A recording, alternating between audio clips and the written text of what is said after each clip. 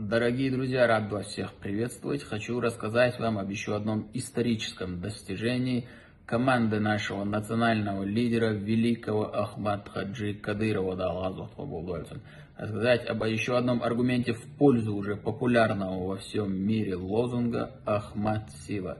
Как мы все знаем, на протяжении последних десятилетий весь коллективный Запад со своей лжепропагандой, они прилагали большие усилия, предпринимали попытки для создания отрицательного имиджа мусульманской уммы во всем мире.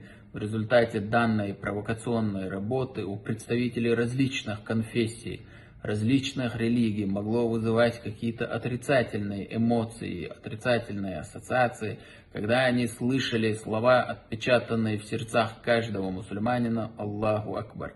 Это могло у них вызывать какую-то панику или страх. Мы недавно были на Донбассе, общались с жителями Донецкой Народной Республики, которые рассказывают нам, когда они слышат под окнами своих домов слова «Аллаху Акбар», это вызывает у них спокойствие, они говорят: слава Богу, нам сейчас ничего не угрожает.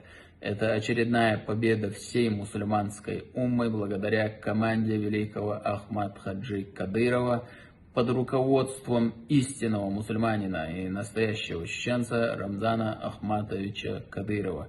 Поэтому мы заявляем: Ахмад тысячи раз сила, Аллаху Акбар.